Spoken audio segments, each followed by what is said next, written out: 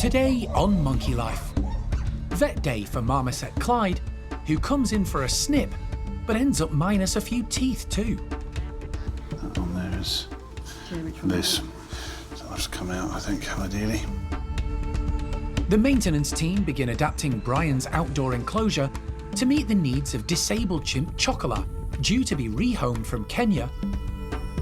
We're just going to do the best we can for Chocolat and carry on knowing that she really has no other option at this point in her life. And a lesson in tool use from Oshine for the nursery orangutans.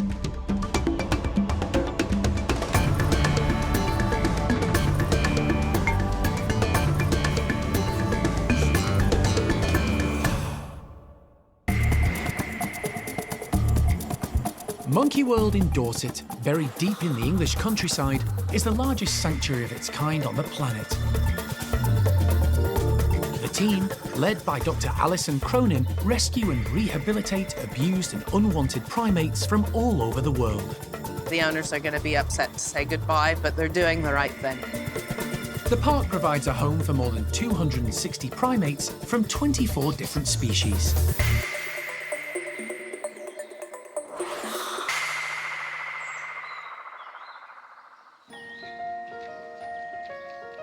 It's vet day, and two of the park's male marmosets are about to undergo a fiddly procedure. They both need vasectomies. First up is recent arrival Clyde, rescued from the pet trade. He came to the park in poor condition a number of months ago, but in that time, he's improved enormously. The correct diet, an outside enclosure, and a new friend and partner in Jenny have left him in excellent shape. But with her contraceptive implant running out, the team can't afford any unwanted pregnancies. They're such a good pair, very well bonded. And now that Clyde is healthy and we're coming up to the time where Jenny's implant is running out, we need to make sure that Clyde is vasectomised. Local vet David Holler has been called in to carry out the intricate surgery. But before he gets started, David gives Clyde an overall health check. 340. 340, yeah. He's lost a small amount of weight, but nothing to be concerned about as his muscle mass is good. But a check inside Clyde's mouth reveals a few problems. That one there is this. So we will the upper premolars on the left. So that's come out, I think, ideally. That might explain why he's dropped a bit of weight. David needs to remove 2 teeth, but they'll have to wait. The first order of the day is the vasectomy. Yes, it's a very fiddly procedure. We're looking for a little tube that's less than 1 millimetre in diameter, contained within the vas deferens with blood supply and muscle. So you've got to identify, separate out, and tie off and remove a section of the vas deferens, leaving the muscle and blood supply. David begins the procedure and manages to locate the tiny tubes quite quickly. Then it's just a couple of snips and he can tie up the loose ends. Good. The procedure takes less than 30 minutes, and with Clyde's heart and breathing rate steady, David can carry out the dental surgery as well. He can do some senior locks as well. We've got pus pouring out of this. The condition of Clyde's teeth is not unusual given his background. Whilst the diet here is as good as we can make it, obviously all of these guys at Monkey World have come from the pet trade, so we don't know what he was fed in the important developmental years. All of that will have an impact on the strength of the teeth, and you know, the longevity of the teeth. Once David has dealt with Clyde's teeth, he's popped back into his travel box to recover from the anaesthetic. Then he'll be taken back to the house to be reunited with mate Jenny. Right, see you in a bit. See you in a bit. Next up is Brass, a pet trade hybrid whose ancestry is a mystery. He recently lost his friend Evie, his companion of more than 10 years. You can never say the name Brass without putting Evie on the end of it, so it was a really sad day for everyone and a sad day for Brass. I mean, he arrived with him, he lived with him for years. And yeah, unfortunately, he's lost his little soulmate, his little buddy. Brass clearly misses having company, and the primate care staff are keen to find him a new friend as soon as possible. But before they can start on any introductions, he needs a vasectomy and a thorough health check. Well, it's a good time today while we've got him asleep to have a good look at him and see where we are. Yeah. The vasectomy is quick, and David can now examine Brass more fully. The marmoset has been suffering from a fungal nail infection and fur loss for a while, and has been given steroids and antifungal medication. But the team still aren't happy with his progress. I'm going to stop the steroid treatment and carry on just with the antifungals for now, because he had started to get a bit more fur back with the antifungals on their own, and his nails were looking better. As soon as we get the bloods back from this, if his liver's doing okay, we know that he's tolerating the antifungals, we may even just increase the dose of that slightly and see if we can accelerate his improvement. So. With Brass recovering and a new treatment regime planned, hopefully it won't be too long before this strange little marmoset meets a friend and starts a new chapter of his life.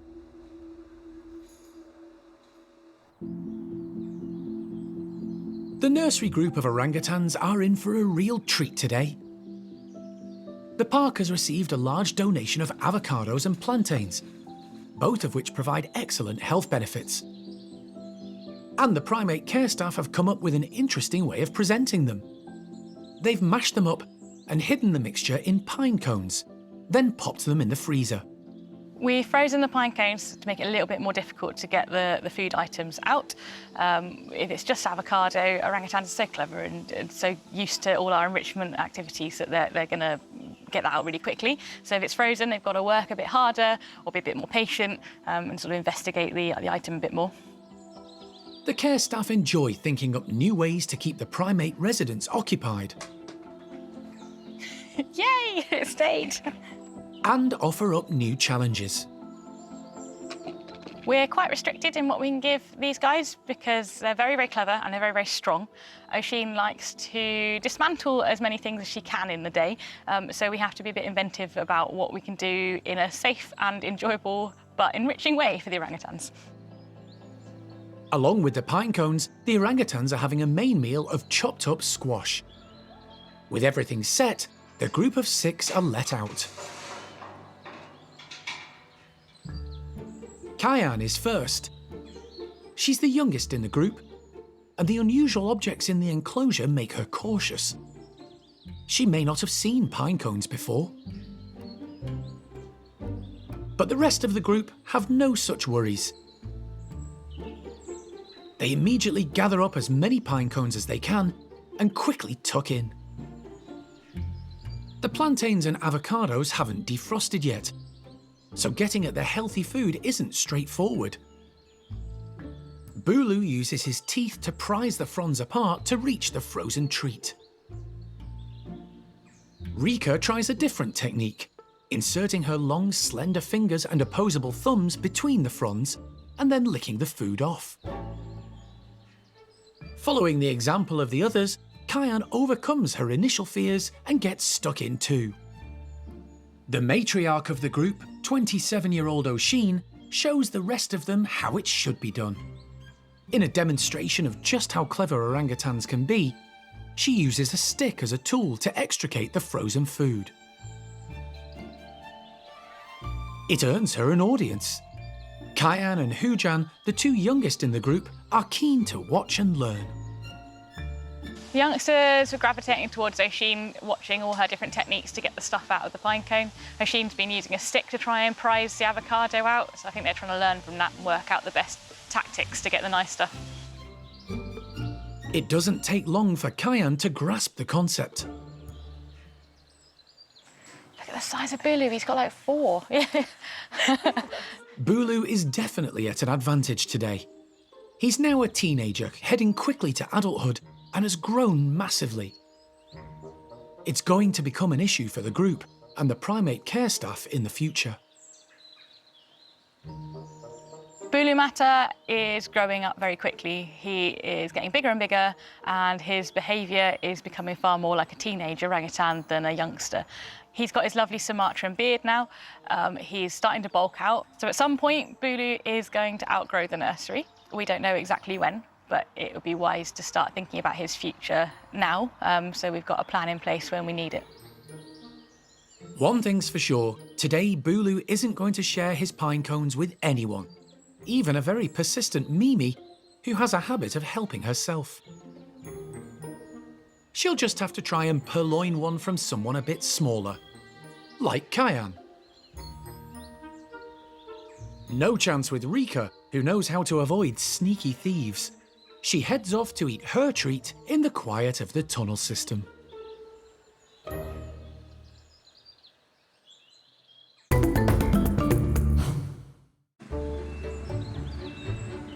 At the home of Chimp, Bryan and his group, it's all systems go in the outdoor enclosure.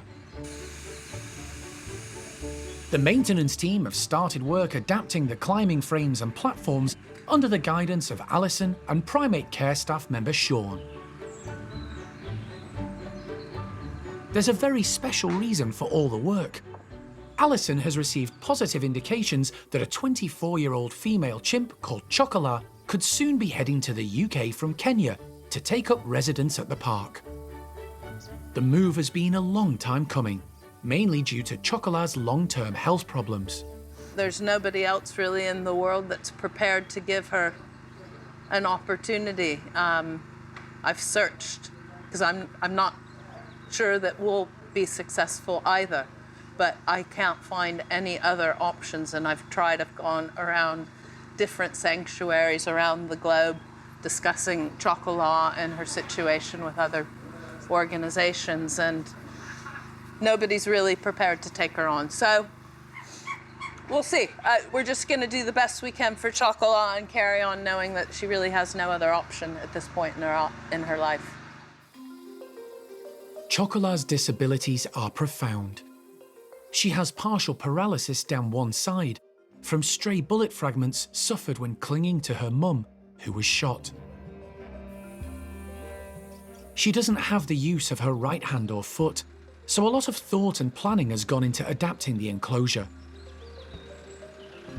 The challenge is to make it easier for Chocolat to move around without compromising the space and climbing apparatus for Bryan's group of 6. We're making best attempt here to try and provide her everything she needs down at a low level that the guys have up higher.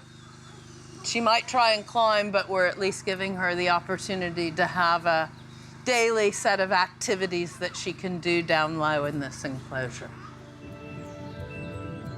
Although no firm date has been set for Chocolat's arrival, the transport crate for her move has already left for Kenya. While the maintenance team continue with the makeover, Bryan's group of chimps remain indoors. But the primate care staff are making sure they're kept busy and happy. They've brought a bit of the outside in, with lots of browse placed around the playroom, along with pillowcases stuffed with straw, hiding seeds and nuts. Bryan's lot are a pretty solid group these days, although relative newcomer Kangu is still a bit wary of Ash.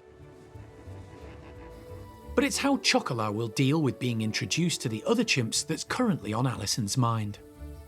Emotionally, how is she going to cope? Is she going to be strong, confident lady, or is the sight of the other chimps just going to freak her out? It's probably going to be a little bit of both.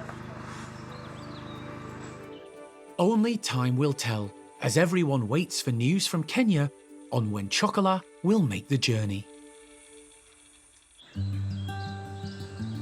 For the last 2 weeks, the Woolly Monkey team have been busy moving a large number of their charges from one group to another.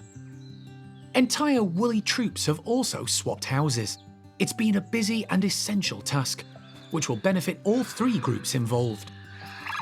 We do this on a fairly regular basis with the woolly monkeys because we've got our groups are constantly evolving. We've got youngsters that are growing up, and then personalities will start to show, and certain individuals suddenly they used to get on don't get on anymore, and there's a change in dynamic. So we need to really roll with that and try and keep everyone as happy as possible. So these moves are essential. Today's final moves involve Oriana, Isla and Carlos, who are leaving the top woolies and moving to the barn. Oh, good girl. And heading in the opposite direction, Ava, along with her 2 daughters, Catalina and Zena. After all the juggling, finally everyone is where they're supposed to be. And there's a huge sense of relief. We just have to keep everything crossed that everybody's going to get on. But yeah, Carlos did well. They've all done really, really well, considering they can see what's going on over the last week. So yeah, it's gone well. But more hard work is to come. In the coming days, the monkeys who've moved will be reunited with old friends and need to be introduced to new ones. One group who've already gone through that process are the park's newly formed cafe woolies. Females Paquita and Quappa joined a few days ago and have now met the 3 males who make up the group: Paolo, Claude and Enzo. Today is their final step. They're all going outside together.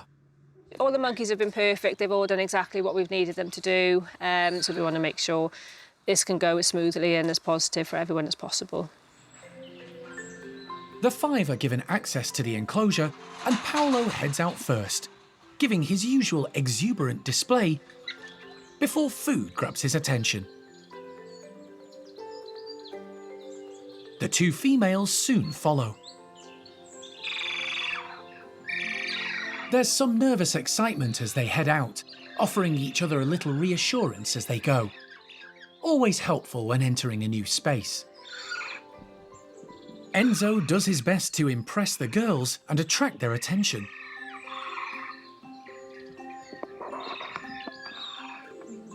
But he gets little reaction from the 2 experienced ladies. Claude is the other male in the group. He's probably the largest woolly monkey at the park, but he's still young and very inexperienced. This new group have only been together a few days, but on their first day outside, they look comfortable in each other's company, eating, foraging, and lazing in the sunshine.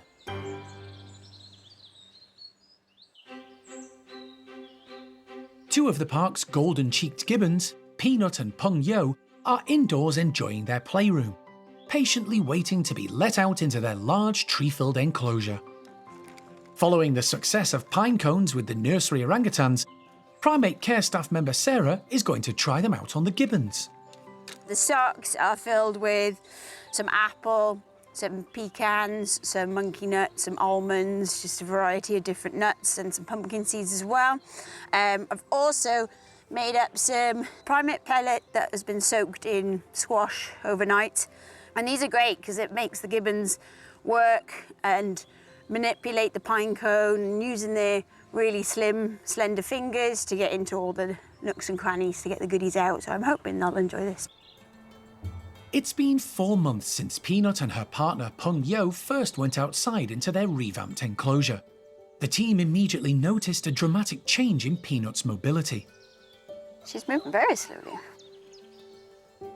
They were so concerned, vet David Holler was called in to give Peanut a thorough examination, including x-rays. And it appears the problem could be historical. David the vet had a look at her and was able to deduce from the x-rays some sort of perhaps potentially older injuries, a couple of fused vertebrae, maybe an old break in the pelvis or hip joint that has caused it to reset in a different sort of angle and position, and that is obviously going to cause problems with her. Her arms are sound, very important for gibbons. They live the majority of their life up in the trees. They need their arms to move around, so her arms are pretty good, which is really important.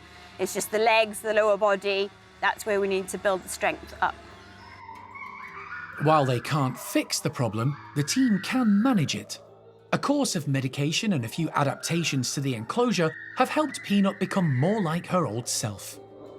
We are seeing improvements in her mobility. It is going to take time, and I think doing activities like this, especially as now we're coming into the winter months, it's more important than ever to get her moving and keep her moving out in the enclosure to build those muscles back up so that we can get her up to fine fitness again. Today's enrichment is being hoisted high into the tree canopy in suspended pulley feeders. Peanut knows every inch of the enclosure and how to navigate the branches and hosing, but it'll still be a good workout for her.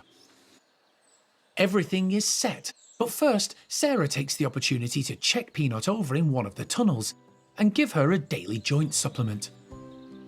Good girl. Good girl. She's taking the important things, and you can see that she's, up and down the tunnel, ready and rearing to go. So let's go let her out. Puppy!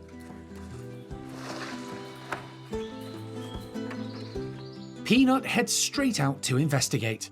Her range of movement and mobility are definitely better than a few months ago. The fact she can grab one of the loose socks suspended on the rope and head up high with it is another positive sign.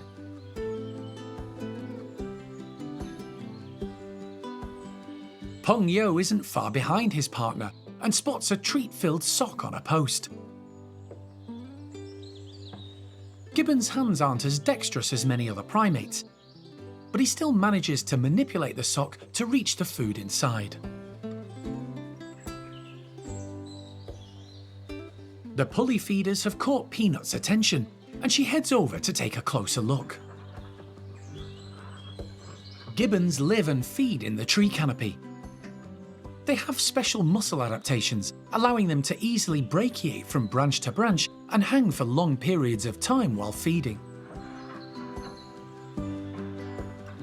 Peanut may be keeping one feeder to herself at the moment, but Peng Yo is still managing to get his fair share. Peanut can monopolise some of the food items, but as long as we spread it around and we give them more than they need, he'll definitely get some. He's actually quicker than Peanut is, and he's not daft. He's been living with her for quite a while, so he knows how to get his share of the food. Today's enrichment has been a big success. Peanut's displayed good mobility around the enclosure and looks comfortable up in the trees where she belongs.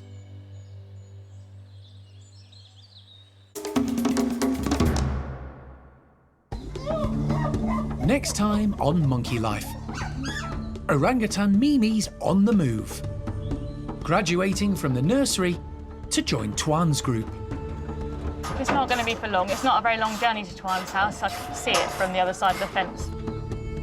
And a puzzle feeder is just too puzzling for besotted Saki pair Desmond and Neevah.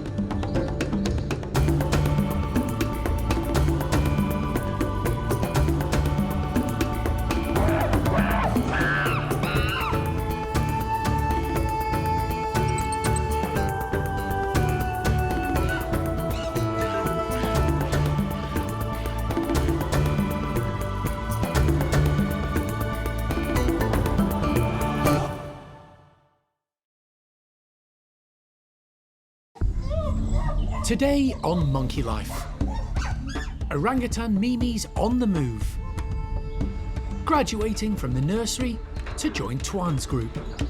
It's not going to be for long. It's not a very long journey to Tuan's house. I can see it from the other side of the fence. No more monkeys in bird cages, as new laws to protect primates are passed in the UK, following a campaign led by Alison. Somebody breaks those laws, their primates can now be seized, and there are penalties, both financially and potentially jail time. And a puzzle feeder is just too puzzling for besotted Saki pair Desmond and Neevah.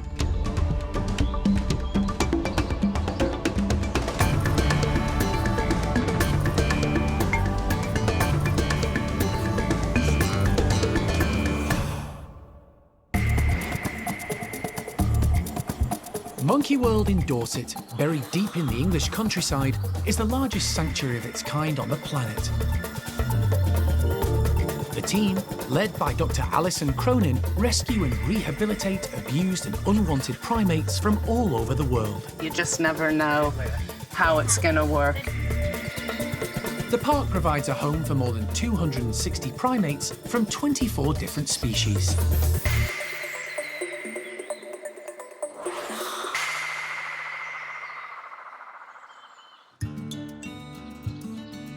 There have been some major changes over the past year for the park's orangutans, predominantly at Tuan's group. Young male Hujan left to join the nursery group, where he's absolutely loving life. And female Awan left the park altogether to reunite and pair up with Jin at Wingham Wildlife Park. The change around has provided the primate care staff with the opportunity to try to unify the remaining 4 orangutans making up Tuan's group. Adult females Roro and Lucky have never really got on, and have been living separately but within the group for months. Despite numerous past attempts to persuade them to live peacefully together, the 2 females have been unable to put their animosity aside, with Lucky continuing to intimidate Roro. However, the care staff have come up with a plan they think will help settle their differences. It involves 9-year-old Mimi, who lives at the nursery and is growing up fast. She can be overbearing with the younger members of the group. Now is the perfect time for her to graduate and join Tuan's adult group. The team are hoping her arrival will distract Roro and Lucky and ease the conflict. Tuan's group's had a lot of change recently. Awan has recently moved out. There's still quite a lot of tension between Roro and Lucky within that group. So adding Mimi in, we don't really know how it's going to go. Hopefully it will improve the situation and have a new exciting friend to talk to, and hopefully all the girls will start to get along. It will certainly change the dynamics, so we'll have to see how it goes from this point on. For the last couple of weeks, the team have been training Mimi to go willingly into a travel crate as part of her daily routine before going outside. And today, the hard work pays off. Mimi's in the crate now. Really nice job, guys. Thank you. Mimi is safe and secure inside the crate. But it's not long before she realises something's up. Memes? Mimi, hello, darling. You're all right, aren't you? I know. It's hard, isn't it? Rachel offers some reassuring words. It's not going to be for long. It's not a very long journey to Tuan's house. I can see it from the other side of the fence, so hopefully she'll calm down once we get there. It may be a new experience for Mimi, but the trip is a short one, and the team have carried out plenty of similar moves. Mimi's transported quickly across to Tuan's house and released into a bedroom. Straight away, she begins checking things out. She doesn't appear too bad, actually. No, she seems pretty cool, doesn't she? But yeah, we'll make sure we get some nice stuff in for her. Yeah. Despite the move and the unfamiliar space, Mimi is calm and curious. Yeah, you know, this is the first day of Mimi graduating from the nursery and becoming an adult. So from that tiny little baby that we picked up in Moscow all of those years ago, she's now a lady and it's time to move on. And, you know, you're gonna meet Tuan. He's a nice dude. She's already been seeing him from across the road. So hopefully she'll get on and settle in here. But it's her next step in her adult life. And luckily we can graduate her here, where it's a bit more gentle. She's gonna know Tuan's lot. She's gonna have the same care staff who love her to bits. And then we can prepare her for her next phase in life. So, job well done by everybody. The team plan to integrate Mimi as soon as possible. So, with Roro already waiting in a bedroom opposite, it won't be long before she gets to meet her new family.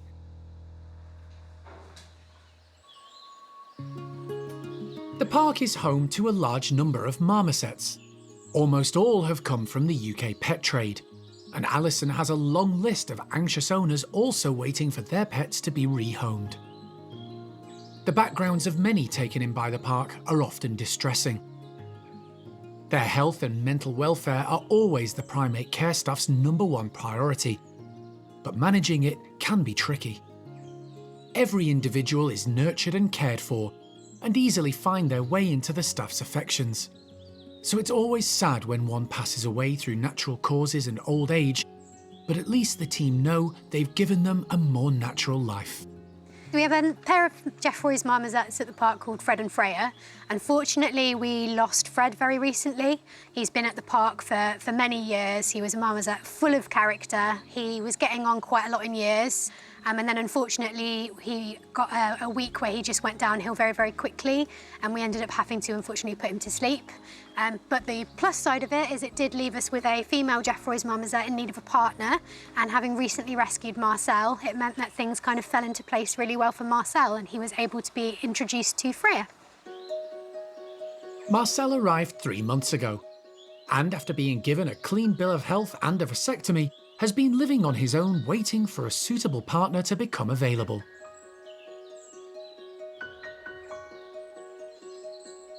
He loves the outdoors and has other marmosets nearby to interact with, but nothing beats company of your own kind.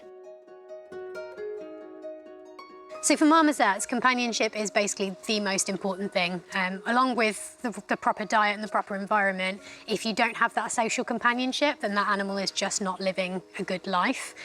They live in these really, really strong pair bonds out in the wild. So you've got a male and female, they'll pair up usually for life. And then anything else outside of that is sort of threat to their territory, and they'll sort of team up together to chase off anything scary, work together. They have a really lovely cooperative breeding system in the wild where the whole family will help to rear the next generation. So if you take one away from all of that social companionship, you end up with a really emotionally and mentally damaged animal. They don't have any of the proper social interactions, they can't do any of their normal social behaviours. They end up very mixed up, very confused and very damaged. Following Fred's loss, Freya was desperate for a companion. Although she's a lot older than Marcel, the pair struck up an instant bond. And the young male has been following his new partner around ever since. Freya has been teaching Marcel proper marmoset etiquette.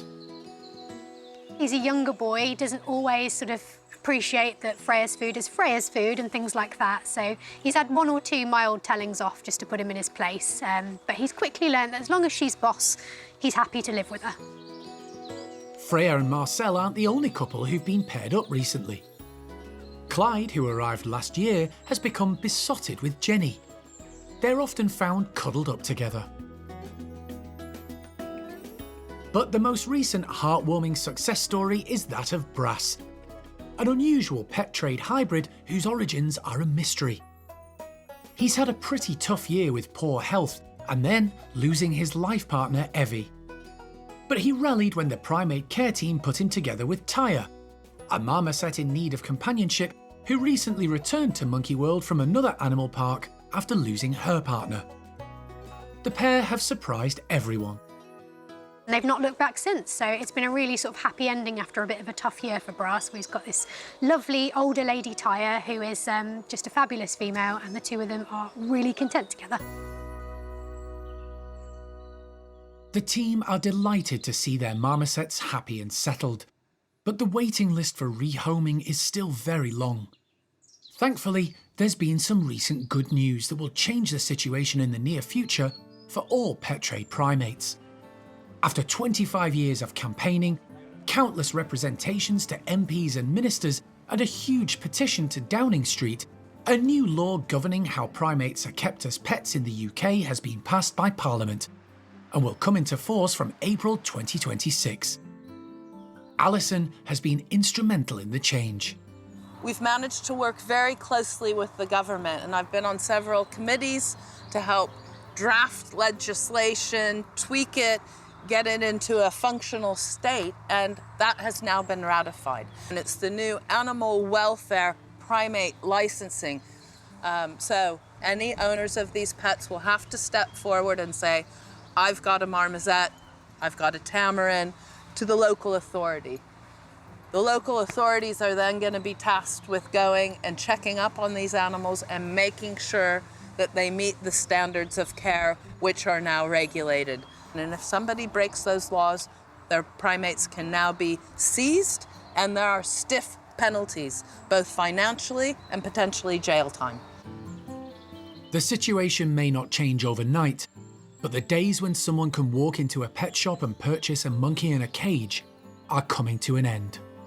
I'm just hoping that within the natural lifetime of this generation of marmosets, so within the next 10 to 12 years, the trade, open trade in them with no consideration on social media will stop. That we will no longer be seeing marmosets kept in bird cages in Britain and traders, breeders and dealers unscrupulously taking the babies and selling them on to people individually who have no understanding or knowledge of their needs. So that for me will be a massive step forward, and it can't come soon enough.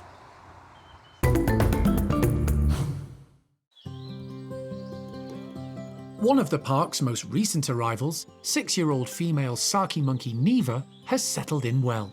She's been at Monkey World for 3 months and has established a lovely bond with partner Desmond, who's 10 years her senior. Living alongside them is Loki, a male marmoset who finds it hard to fit in and prefers the company of the Sakis to others of his own kind. Today, the unlikely trio are being given a puzzle to solve. So right now I'm prepping some puzzle boxes for our Saki monkeys, Neevah and Desmond, and Loki, who lives in there as well. Hopefully he'll get a look in. That's why we've got one big one and one small one. We'll hide them around the enclosure and hopefully they'll figure it out. Ali is putting raisins, nuts and waxworms into the feeders and covering the treats with wood shavings to make the food more challenging to access. Desmond has always shown quite a bit of interest in stuff like this, but he's not nearly as acrobatic as our new female Neevah. She is, you know, she's full of beans. She's very mobile, so I think we could probably hang these quite high in the enclosure or quite far away from branches. Either way, she's going to be able to get them, and Loki is definitely going to be able to reach them. He's definitely small enough to get everything. The puzzle feeders, one large and one small, are suspended in the trio's outdoor enclosure. So it's got a bit of movement on there as well, so it's not perfectly stable. This one's a bit more friendly for them to reach. Good. Right, I'll step away. He's already on his way down, so I'll scoot my way out.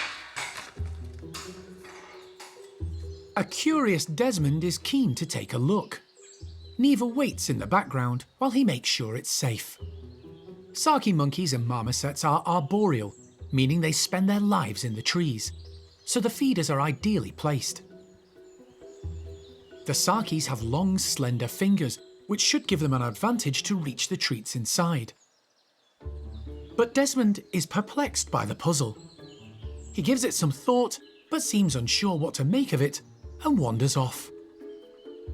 It's left to Loki to demonstrate the effort required, and the lure of the grubs, nuts and dried fruit encourages him to keep trying. From all angles. But his size proves a disadvantage. He can hold on, but hunting through the feeder at the same time is tricky. Attracted by Loki's efforts, Neevah arrives to take a look, but immediately loses interest. She's content enough with besotted partner Desmond following her everywhere. Ali's a bit underwhelmed by the Saki's response to his challenge. Bang average, it's probably the best way to describe it. It was something new for Neevah, especially in the enclosure. She had a chance to examine it, not very closely mind you, but she came and had a look. Decided it was probably a bit too complicated, so did Desmond, and they went about their business. We did see that Loki was very interested in it. I'm not sure how much food he got out of it. He's been able to stretch his legs, you know, use muscles that he's not necessarily always using. But, you know, sometimes these things just take time, and yeah, that's not a problem. It may not be the result he was hoping for, but Ali will leave the puzzle feeders in place for the rest of the day, in the hope the trio will give them another go. And next time round, perhaps he'll adapt them. It's been an important few days for 9-year-old female orangutan Mimi. She's left her young playmates at the nursery to join impressive male Tuan and his group of 3 adult ladies. The move was quick and fairly stress-free for the youngster, and she spent the last few days acclimatising to her new surroundings. During the day, Tuan, along with Lucky and Ame, have been kept outside, while Roro and Mimi have been introduced indoors. Yeah, historically, Roro's been quite nice in intros, so that's why we've gone with her first. She's quite good with youngsters, so although Mimi's not that young anymore, we're hoping that they'll get along well. With Mimi settling into her new life with the adults, the primate care staff are doing their best to make sure her old playmates at the nursery aren't missing her too much. This morning, they're busy prepping breakfast to be served up in the outdoor enclosure. They're making sure the daily routine continues as normal, and so far it's working. The nursery orangutans aren't showing any particular signs of missing their old housemate. Bulu has glanced occasionally across to Tuan's enclosure, but Oshine, who it was thought might miss Mimi the most, seems quite relaxed and content. Oshine adopted Mimi when the youngster arrived from Moscow Zoo 7 years ago, but the matriarch has another great love: food. And this morning, she's even been climbing to find it. Whenever we move an animal, a lot of the focus is on the animal we're moving, but we always worry about what happens to the animals left behind. Oshine is a very food-focused animal, so she is going straight for breakfast. That might be masking other things that are going on, or it might just be as it is, and maybe breakfast is our #1 priority today. We'll see how she is as we go through the week. Mimi's move from the nursery means there's currently more room for the others as they mature. Oshine is already a fully grown adult, but the 4 remaining youngsters still have plenty of growing to do. The newest member is Hujan, and he's thoroughly enjoying life in the nursery. He's even managed to persuade Oshine to take part in a bit of playtime. With the nursery group settled and content, the primate care staff turn their attention back to Mimi. Come on. The young orangutan has already met adult female Roro through the mesh, but since the initial contact, she's paid her little attention. It's a really big change for her. It's a new house and new animals and really different to what she's used to. But as she's settled much more, she seems much more relaxed, and actually she's doing much better. We've seen her playful side come out, which is really nice. The team decide to take the next step to integrate Mimi into her new family, introducing her to the other 2 females in the group, Ame and Lucky. But this time, it will be full contact. Tuan and Roro are being kept outside in the enclosure. And to distract them, Donna is giving them extra treats, including large gunnera leaves and sunflower heads, 2 of Tuan's favourites. Tuan absolutely loves his food. Any little scraps that he can find, we'll spend hours just picking away at things. So yeah, anything like this will actually get him moving a bit quicker and maybe lose a bit of weight, which is always good. With Tuan and Roro fully occupied outside, inside Mimi is about to come face to face with a pair of adult females. Just be nice, please, Mimi.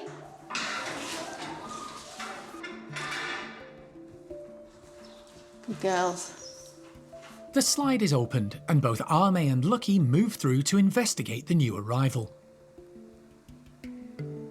She and Lucky have both looked after youngsters in the past and are excellent role models. Lucky gives Mimi a lot of attention, leaving Ame to sit back and observe. Mimi may have moved on from the nursery, but she's brought her fun-loving juvenile attitude with her. Yes, Mimi's sort of like an annoying teenager, so she's just irritating. She's in your face if you're eating, she'll go and pull your hair and roll around on top of your head. And there's only really so much that the adults will put up with until, they sort of put her in her place and tell her to get lost for a little bit. But they're doing it in a nice way. They'll just follow her, push her around a little bit. So it's nothing much. They're just, putting her in her place and telling her, okay, enough's enough. Mimi's graduation to Tuan's group has created much needed space in the nursery. And Alison already has plans in the pipeline to fill it in the future. As it happens, I've got 2 more orphans in the wings. One I've been helping manage now for almost a year. We're waiting again for the appropriate time to be moving her. She's gorgeous and very spoiled, actually. That's going to be a little difficult to overcome at first, but we'll get there. And then a newborn little boy, both of them born in. Newborn little boy, different location, who needs a home, and that's probably going to happen much sooner rather than later. So have to get a few things settled down here at the park, and then I might be off to go collect a new baby orangutan. It looks like there are exciting times ahead for the park's orangutans and their carers.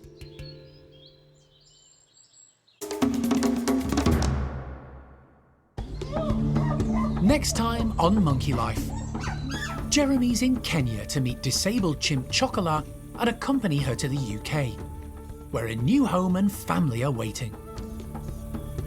You coming up? Good girl. Up we go. Good girl. And back at the park, Bryan's group test out the changes made to their enclosure in preparation for Chocolat's arrival.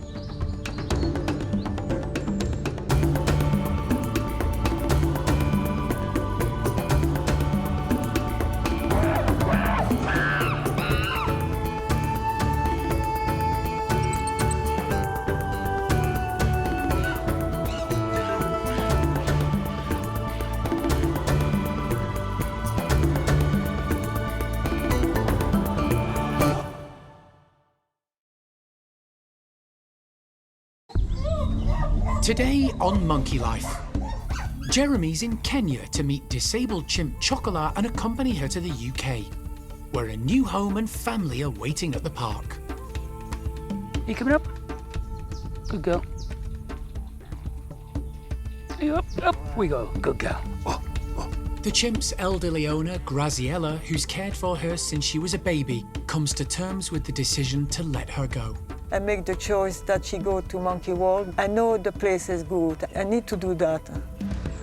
And back at the park, Bryan's group test out the changes made to their enclosure in preparation for Chocolat's arrival.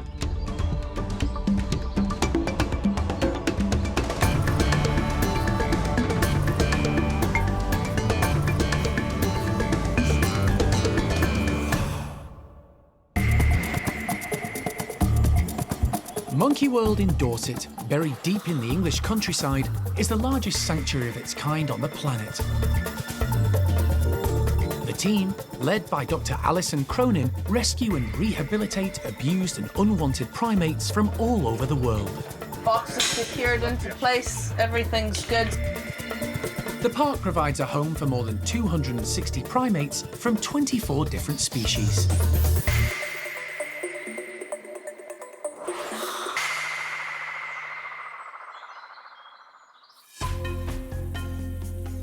Kenya, East Africa.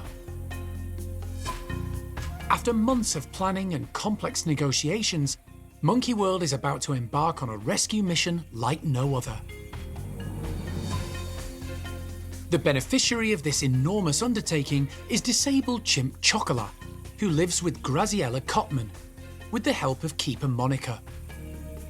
Life is about to change for the chimp, who'll soon be on her way to the UK and a new home at the park in Dorset, where she'll hopefully become part of a family with others of her own kind. Monkey World's animal director, Jeremy Keeling, has flown to Kenya to oversee the move. I too quick. I too quick. Get to know the chimp and establish a relationship. We owe her to give her a good life. And of course, Graziella and Monica have done really well to give her a good life. But now she must leave and we have to train her to a new life. She has to learn a whole new life with other chimpanzees and with different people looking after her. And It won't be bad, it won't be horrible, it won't be cruel, but it will be very different. The time has come, it's got to be now, so that's why we're here, to make it happen. Chocolat's early life was traumatic. Her mother was shot for bushmeat, and the infant, clinging to mum, was covered in bullet spray and injured. Graziella, who was working for a chimpanzee rescue centre in the Republic of Congo, took on responsibility for the injured chimp. She's been devoted to her care for 23 years. Graziella is now 82 years old, and looking after Chocolat has become a struggle. She's decided to leave Kenya and go home to Belgium.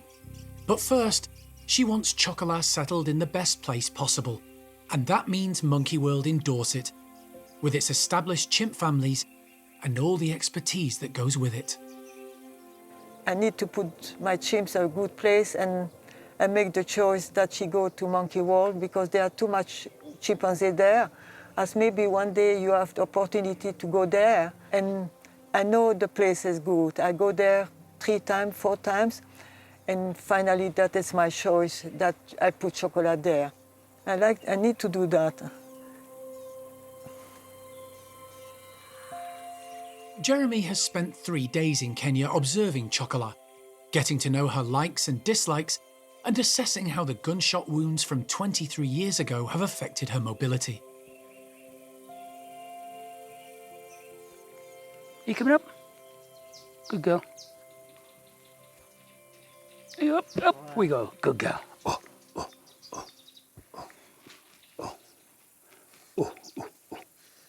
You good girl. Chocolat is partially paralysed down her right side and can't use her hand and foot properly. Her disabilities mean she needs a lot of care and attention, which the Monkey World team need to consider when settling her into her new home. Obviously, Chocolat is very disabled. She is crippled, but I think that she has a lot of capability of moving that was better than I was expecting. I don't know what I was expecting, but she is moving. When she walks around the enclosure, I have a job to catch up with her. I mean, I know I'm old and broken as well, but she really can move around better than I was expecting, which is good. Hey. Hello. Monica first met Chocolat in 2005 when the chimp and Graziella first arrived in Kenya. For the last 10 years, she's been the chimp's main carer, and they've established a bond that will be tough to break when the time comes. Working with chimpanzee is fun, but it has to come from inside yourself. It's something that it's not forced, or you don't do it for money, because it is the feeling that you have. Then you give it back to the chimpanzee. And there you learn slowly, slowly, because with chimpanzee, you don't learn from the books. You learn with the interaction from them. With Chocolat, we have managed to keep her happy by being always with her, playing with her just to keep company and to make sure she's comfortable. Chocolat will fly to the UK on a cargo plane with the help of worldwide courier DHL. Monkey World sent out a travel crate some months ago for the chimp to get used to. The original plan was for Chocolat to walk voluntarily into the box, but so far attempts at training her have failed. Jeremy's aware the clock is ticking. The flight leaves in less than 48 hours. He phones Alison back in the UK to update her. Yeah, we've given up trying to train Chocolat to go into the box because I just don't think it's going to happen just yet. So we're going to go with plan B and get the vet to anaesthetise her and get her in. Just wanted to fill you in on all that. Okay? Okay. No, I have complete faith in you doing all of that, Jeremy. So whatever you feel is best for the chimp in the end, and you can work with the vet, that'll be brilliant. It might even help her being a bit dopey from an anaesthetic anyway. So, you know, it might be good in that respect. But as long as you're happy. Absolutely. Okay, right, I will speak to you soon. Okay? Thanks, Jeremy. No sweat. Bye-bye. Bye-bye. Bye. Using anaesthetic always involves risk, but Jeremy and the team have assessed all the options and made the decision. Everyone is hopeful that, with the plane on a fixed schedule, everything will fall into place for Chocolat to be on board.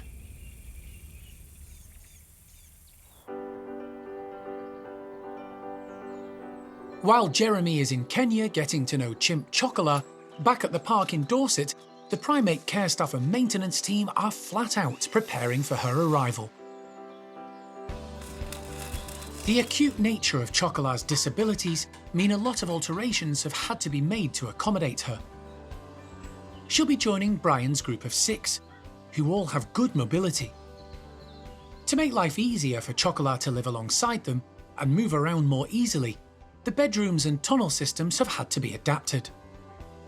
Changes were needed outside too, in the large outdoor enclosure, where the platforms and climbing apparatus would be too challenging for the new chimp. It's an anxious time for Alison and the primate care staff as they await her arrival. There's always nerves whenever we have a new chimp. You never really know how it's going to go until you get the ball rolling. And then there's the added question mark here of, is she going to be able to use the space? Even though we hope we've done what's right for her here, it's so different to what she knows. Is she going to be able to navigate it? But it's just a case of bringing her here, and then this is just the first draft, what we've done in the bedrooms and outside in the enclosure, but we will keep evolving as we go along and know her better. So it's just finding that happy medium between the rest of the group and the new arrival. Work on the outdoor enclosure has just finished, and Bryan's troop are about to give it a test run. With a scatter feed to help distract them, the excited chimps are let out. Chimps are bright and know every inch of their home. Anything new needs to be investigated and checked over to make sure it's safe. Kangoo tries out an additional cargo net, testing to establish its properties and see if it can be pulled apart. Ash uses one of the new platforms, installed near a ground level to aid Chocolat. It appears to meet with her approval. Before she heads off to investigate some new nuts and bolts. Chimps can be very destructive, but these pass the test. Nari comprehensively examines anything she thinks is different, while Rodders goes one further and starts making alterations of his own. Leader Bryan appears comfortable, settling down to eat the food he's collected. His ease with the enclosure changes could bode well for the coming weeks. For now, everything is peaceful, but in just a few days' time, Bryan's family of chimps will discover what the changes have been all about when they get to meet Chocolat, who, hopefully, will become a new addition to their community.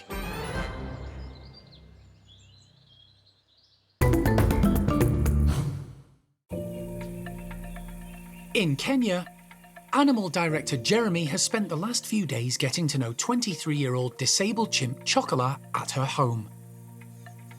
In less than 24 hours, she'll be on her way to a new life 4,500 miles away in Dorset. It's going to be an emotional goodbye for 82-year-old Graziella, who has cared for the chimp since she was rescued after her mother was killed for bushmeat. I need to move. I cannot stay here. And Chocolat needs a good place. And for me, I think she's a good place. And I can visit Chocolat maybe later in England. My family stay in Belgium. So I can go to see my children, and after I go to England to see Chocolat. Graziella has cared for Chocolat for 20 years, over 20 years, and she has a very, very big place in Graziella's heart. And Graziella will have more emotion about this whole thing than what Chocolat will. Graziella is going to be very emotional, is very emotional because she's losing her baby. And I can only sympathise with Graziella. I don't know how I can help her, but you know, clearly it's a very, very big upheaval for her and Monica, because they have invested an awful lot of their lives in caring for Chocolat. Keeper Monica has helped Graziella look after the disabled chimp for the last 10 years. She too has become devoted to Chocolat. But she knows Chocolat's upcoming move to Monkey World to join a family of her own kind is the right decision. It's a mixed feeling. For one, I'm happy because she's going to join another group where she can form another family other than us human beings. Number two, I'll miss her because it's been long since when I started to take care of her. But I'm happy that she's going one place that she will be happy too, hopefully. It is for the best. Today, it's time for Chocolat to begin that journey to her new home. Jeremy and Monica had been attempting to train her to enter the travel crate, which will be used to transport her by plane to the UK. She took a good look, but remained wary. To avoid the chimp becoming stressed for the journey, Jeremy has arranged for local vet Kivara to anaesthetise her. To keep everything as calm as possible, the procedure takes place in the chimp's bedroom, with only Kivara and Jeremy present. It goes perfectly, and Chocolat is soon out for the count. She's carried carefully to the crate, where the vet checks her again to make sure she's safe and comfortable for the journey. She's steady. Kivara the vet is happy, and the anaesthetic is reversed. The team load her into a van to transport her to Nairobi Airport, where she'll be put onto a cargo plane for the flight to the UK. Chocolat is still drowsy, so she should enjoy a stress-free journey to the airport in preparation for her new life in Dorset.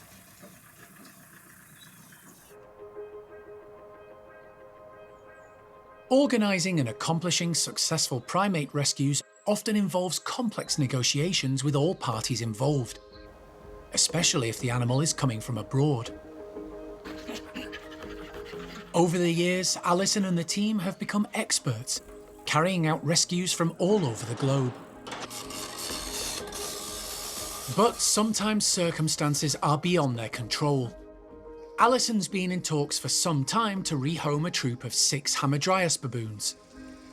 The problem is, they're being cared for in Lebanon, a volatile part of the world currently experiencing major conflict.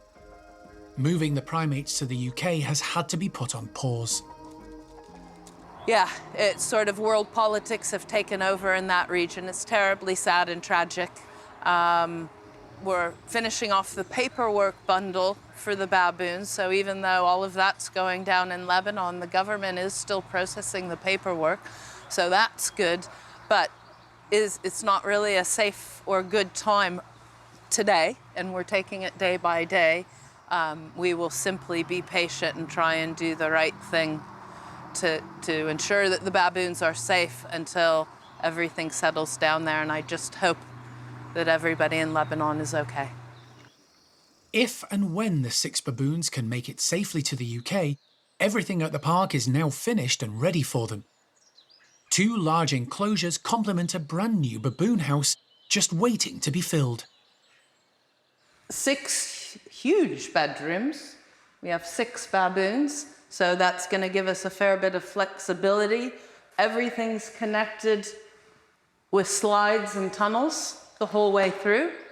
Really nice job. Our building and maintenance department have really excelled themselves on this one. The 2 outdoor enclosures are different to most of the other large enclosures used by the park's current residents. There are no climbing structures, and that's because the 6 baboons are unlike the majority of the park's primates.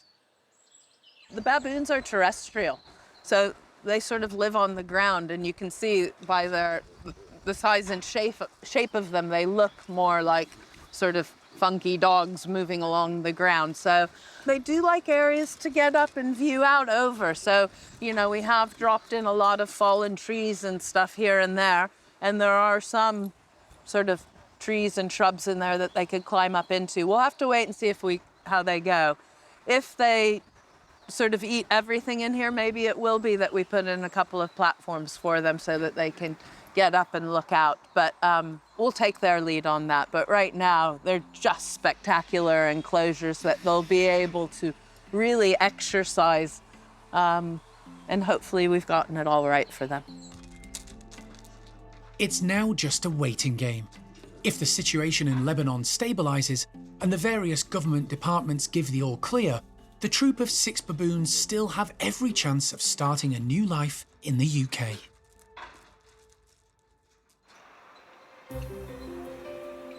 After a 4-hour journey through the Kenyan bush, Chimp Chocolat has arrived at the cargo terminal at Nairobi Airport.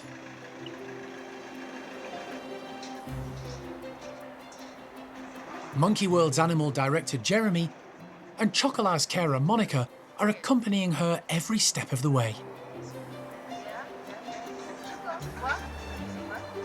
Chocolat needed to be sedated to get her safely into the travel crate, but she's now wide awake and sitting up.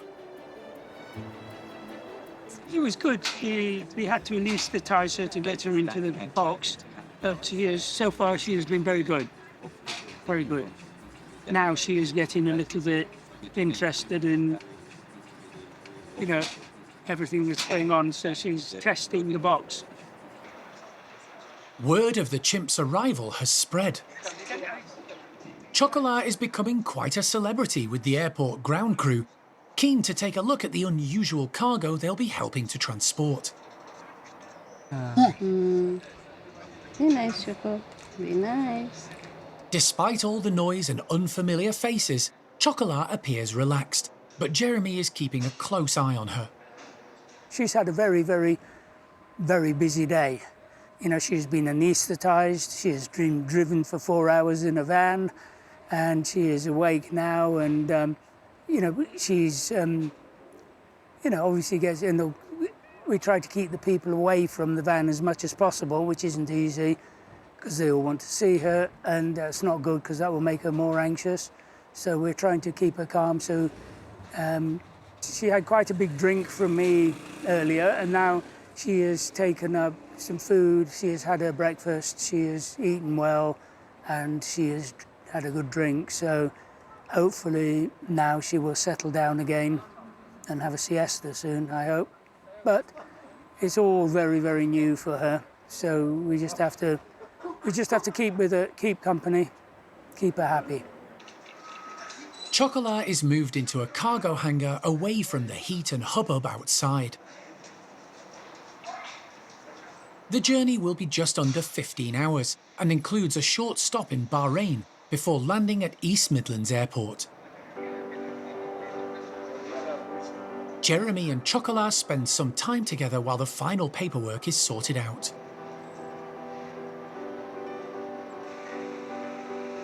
With the clock ticking down to departure, the plane is made ready and it's time for Chocolat to be loaded up. It's a slick and quick operation. The travel crate is manoeuvred into the vast belly of the cargo plane and secured. Throughout it all, Jeremy and Monica are on hand to reassure the chimp. Monica is coming along on the journey too. She's going to spend a couple of weeks at Monkey World helping Chocolat to settle in and be a familiar face. I'm calm. I'm not nervous. I think I have been ready to do this for the longest time possible. It was a good day, a busy one. But it is okay. So far so good, it is okay. Now to Monkey World. With the cargo loaded and the paperwork complete, the plane is ready to leave. Monica and Jeremy will have access to Chocolat throughout the flight to keep her hydrated, fed, and reassured. The cargo plane taxis slowly to the runway. Ahead is a 4,500-mile journey taking Chocolat to a new chapter in her life, a new home, and a family of her own kind at Monkey World.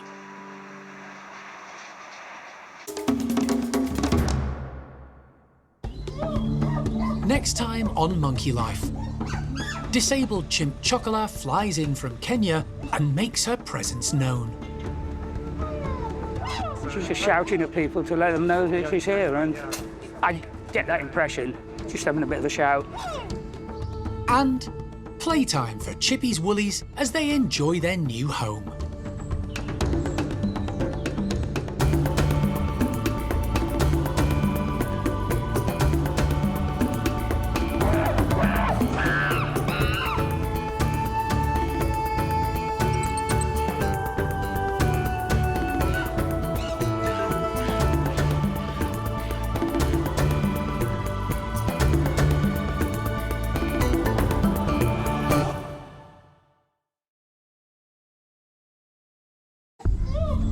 Today on Monkey Life, disabled chimp Chocolat flies in from Kenya and makes her presence known. She's just shouting at people to let them know that she's here, and I get that impression, just having a bit of a shout. Young Orang-utan Mimi ventures into her new outdoor enclosure for the first time. Then heads straight back in again. She climbed up the electric fence and obviously got a bit of a shock, which she wasn't too happy with. And playtime for Chippy's woollies as they enjoy their new home.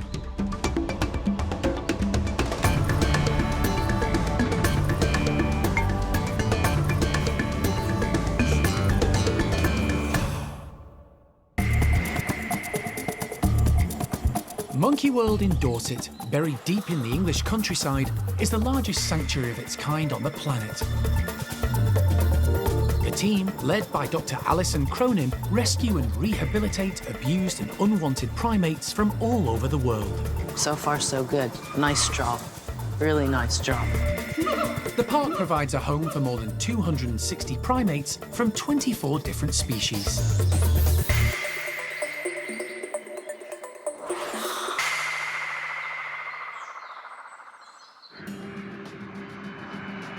It's early morning at East Midlands Airport, and at the DHL cargo hub, the ground crew are preparing for a very special arrival. After a 15-hour flight starting at Nairobi Airport and including a brief stop in Bahrain, chimpanzee Chocolat has landed in the UK, ready to start her new life at Monkey World. The trip was meticulously planned. Alison applied for special permission from DEFRA to land at East Midlands rather than the usual route via Heathrow to reduce the transit time for the disabled chimp. Her health and welfare were paramount, and the route saved almost a day and a half of travel time. Chocolat has been accompanied throughout the journey by Jeremy, Good girl. who's spent the last week in Kenya getting to know her. Hey, hey. All this shouting, do you want another drink? Whoa, another drink? You're not done bad. No. She's done very well. She does get very anxious very easily, as you can hear. So, obviously, airport's always the same. Everybody wants to see the animal, blah, blah, blah. And, you know, so you spend half your life fighting people off because she gets very anxious when she sees people. Of course, it's all very new for her. And, no, she's done very well. She's done very well, but she does shout when she's upset, and she's, don't you? Monica, Chocolat's main carer for the past 10 years in Kenya, also accompanied her throughout. Between them, Monica and Jeremy kept the chimp hydrated, fed, and reassured during the entire journey.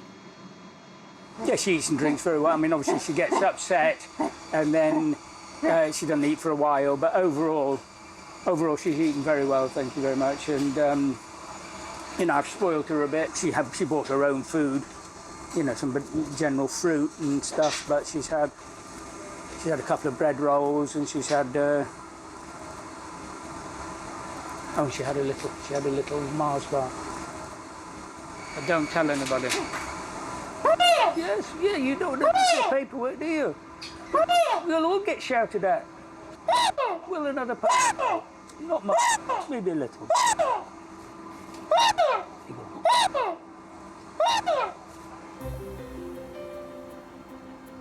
After nearly 4,500 miles in the air, there's still another 200 to go by road before Chocolat arrives at her final destination in Dorset. Jeremy's keen to get the chimp offloaded as quickly as possible. The ground crew leap into action, and the whole process runs smoothly. Chocolat has been in her travel crate for nearly 24 hours, and she's not afraid to let everyone know. You are a good girl. You are. She's also gained a bit of a fan club. She's getting used to this. Yeah. Yep. Yeah, go. The majority of the paperwork was checked and approved pre-arrival to minimise any delay. And Chocolat is soon being loaded into Monkey World's own transport vehicle. Watch your head, mate. And your arm. Yeah, she can get you. Up, round underneath. That's it. Knock it up. Bit more. You lift it up. Right. And you get your handle there. Nice one. Gentle a minute. Yeah.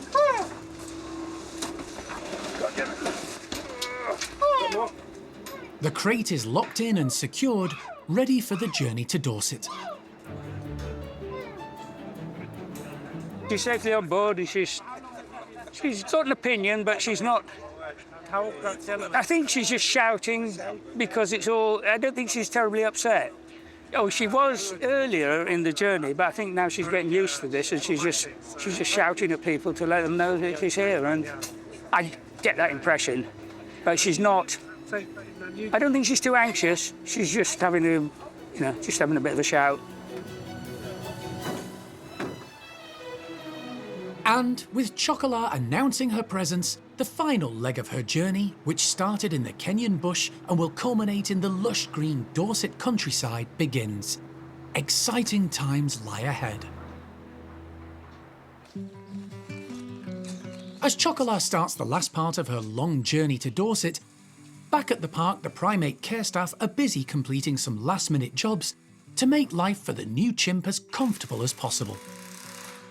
Yeah, so we know she's en route now, so the pressure's really on to get everything in place. So we're just finishing our last few tweaks on the little bit of hosing that we've been putting in. And then we just got to throw in a load of bedding for her, some nice food, some nice drink, and just basically make the house as comfortable as possible. But mainly we're just kind of bored with the waiting now. Now that we know she's landed and she's on her way, we just want to get started and get the ball rolling with everything. So, yeah, I'm kind of on edge at the minute. Along with alterations to the outdoor enclosure, which involved adding new platforms and climbing aids to support Chocolat's disabilities, the team also had to reconfigure the indoor bedrooms.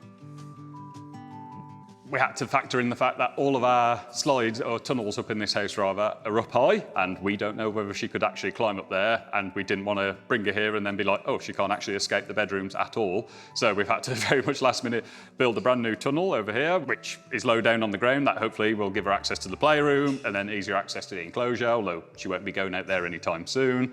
We've had to link up all of our pre-existing platforms with solid surfaces, because that is what she knows. She's used to walking on solid ground, not on hosing. So though originally we did think that we could just make some fire hose ladders, we thought actually it's probably best just have the solid beams in so that she can move across more smoothly while she's still learning the ropes and actually starting to climb a bit more, hopefully.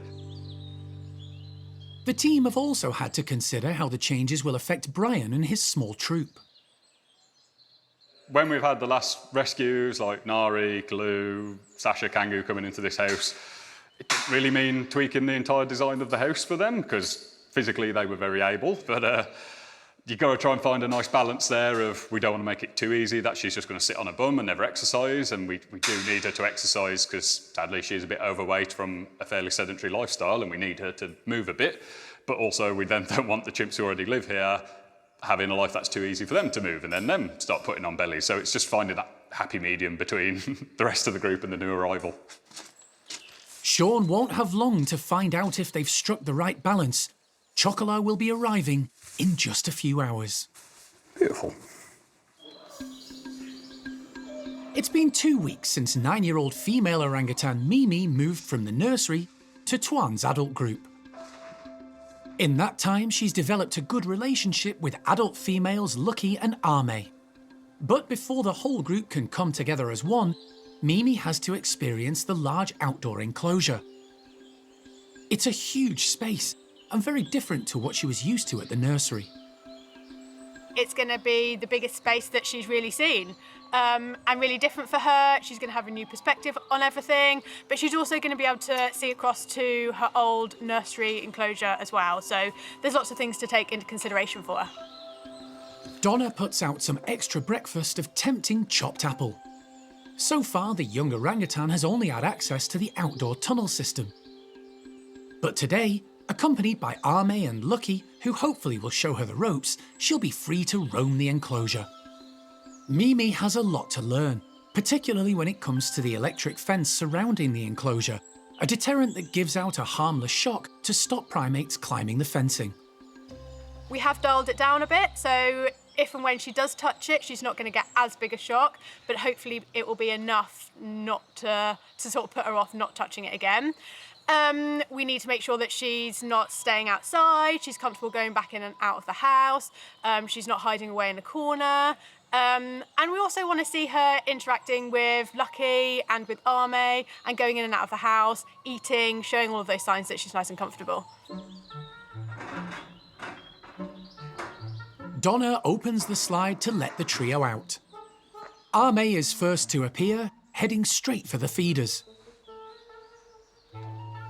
A curious Mimi follows her lead, making her way along the tunnel. But then... Mimi inadvertently grabs hold of the electric fence, and rather than letting go, climbs higher. The resulting small shocks are enough to send her scurrying back indoors. Her automatic reaction is to climb up the chain link, which is what she would do at the nursery. But by doing that, she climbed up the electric fence and obviously got a bit of a shock, which she wasn't too happy with. But actually, she's gone straight back in the house rather than running into the enclosure, which is kind of a good thing. Lucky, now outside, goes back towards the house to encourage Mimi out again. Ame is also on hand if needed. A brave Mimi follows Lucky down the tunnel, but she can't resist testing out the electric fence again and gets a small shock. Confused, she heads back to the bedrooms to sulk. It doesn't look like she wants to try again today. Maybe it was just her establishing what part of the fence it was that is electrocuted, but it's definitely put her off going outside. She's now nested back down inside again. So we're going to call it for today. She's experienced going out and seeing the electric fence.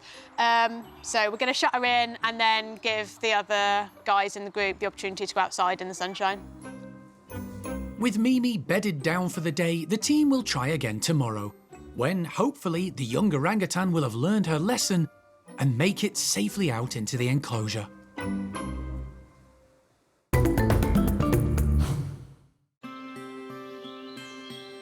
Over the last few weeks, the Woolly Monkey team have been busy reorganising, moving some of their charges from one troop to another and swapping entire groups between houses.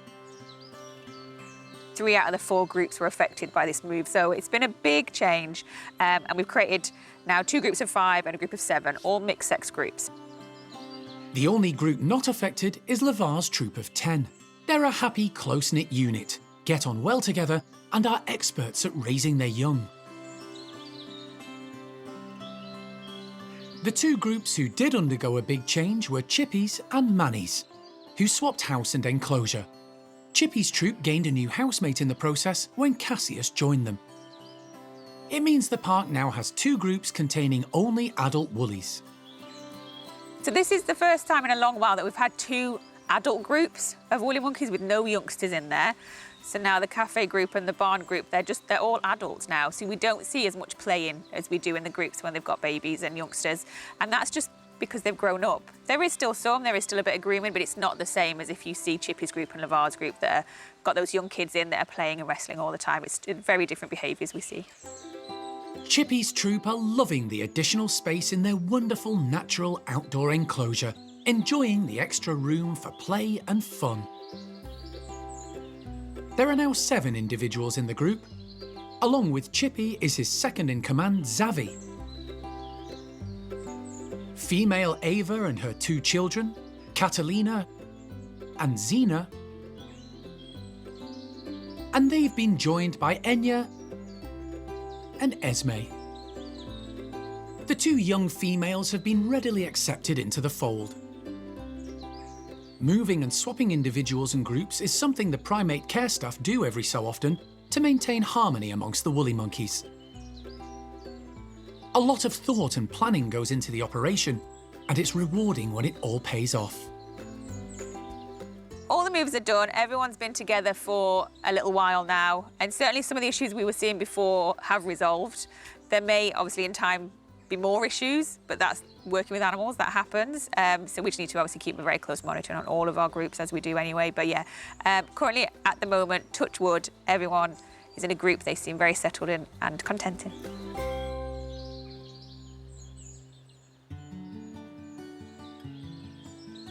It's day 2 for the primate care staff in their attempt to entice Orang-utan Mimi to step outside into Tuan's large outdoor enclosure.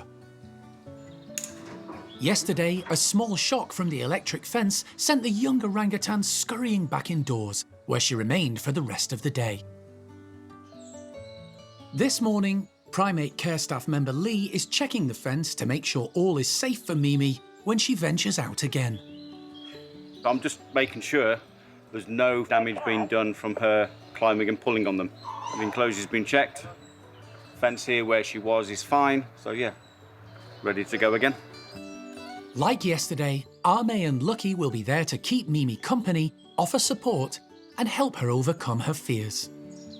They're really used to it, so hopefully if she watches them and sees how they move around and realises it's not a big deal and that they're not panicking or upset about anything, then hopefully she'll figure it out and yeah, she'll be able to go out in the sunshine today. Good morning, ladies. Katie opens up the slide and the two older females quickly head through, eager to see what's for breakfast. But there's no sign of Mimi. Katie goes back to the house to see where she is. Right, hello, princess. Yesterday's misadventure is still fresh, and it seems to be keeping Mimi indoors. I'm going to go offer her some juice outside, see if she wants to come at least sit in the tunnel and have a look around.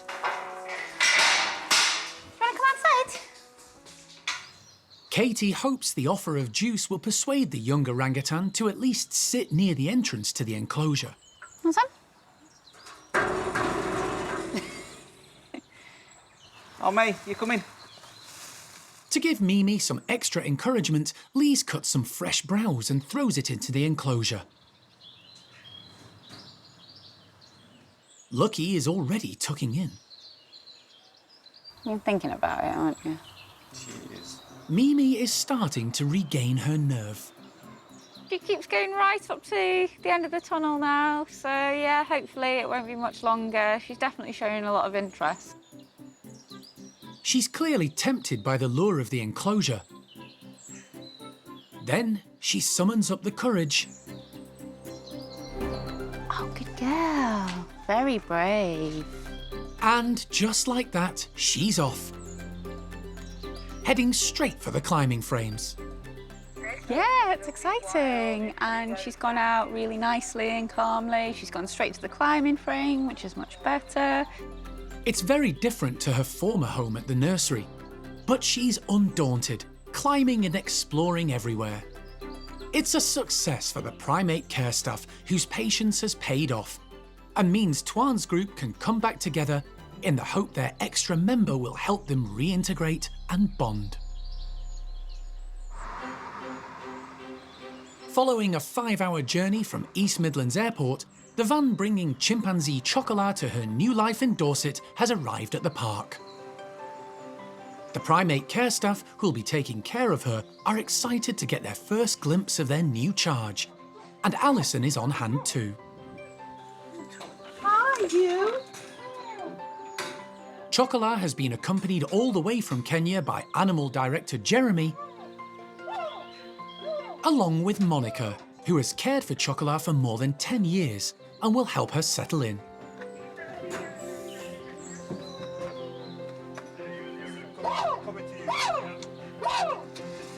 Chocolat has been in her transport crate for more than 24 hours, and the team are keen to let her out. She's going to live in Bryan's house with his group of 6, and will be taken to a specially prepared bedroom there. Alison wants to show Monica Chocolat's new home. I'm so happy to see Chocolat and Monica here. It's been, almost 10 years in the making. Planning, replanning. Yeah, Graziella and Monica have looked after her for all of these years, but you know, she's a chimp. She needs other chimps, and she potentially can live for another 20 to 25 years.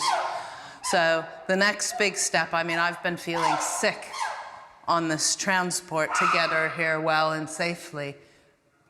But now the whole next chapter begins, getting her in with Bryan and all of his lot.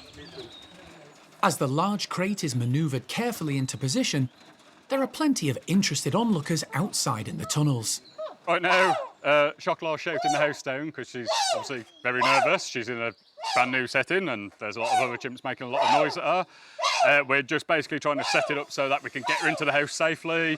But while we're doing that, she's getting a bit more agitated. So hopefully that's done quickly and then we get her inside and try and calm her down a bit.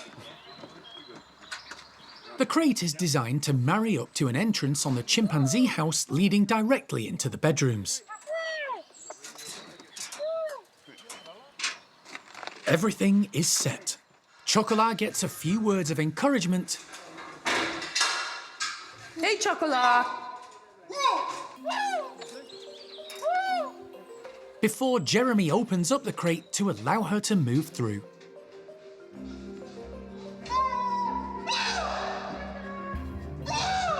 Good girl. Come on, madam. Despite her disabilities and being inside the travel box for more than 24 hours, the female chimp is eager to explore her new home. What are you thinking? Excellent. Excellent, good girl. She needs to stand up, but her legs must be stiff from sitting so long. A curious Chocolat moves at a shuffle, navigating her way from one room to the next. And as the stiffness in her joints and limbs eases up, she becomes more and more inquisitive and adventurous. Okay, she can hop right up onto that shelf. Dad, she's so much more than I was expecting, agile, able, and it's such a relief. I'm impressed that she moved through and is reasonably confident moving through the house. And that's after sat cramped up in the box for so long. So far, so good. Over the coming days, Chocolat will have the chance to get used to her new home and her new life. Her next challenge will be to meet some of Bryan's group and make friends. Clearly she's disabled. I mean, we're not saying she hasn't got issues. Of course she's got issues. She's got very serious issues. But I think she's a lot more capable than I was expecting. And I think 99% of that is her attitude, which is great. She is a survivor. It should serve her well as she acclimatises to her new life and begins to integrate into a chimp family for the first time since she was snatched from her mother all those years ago.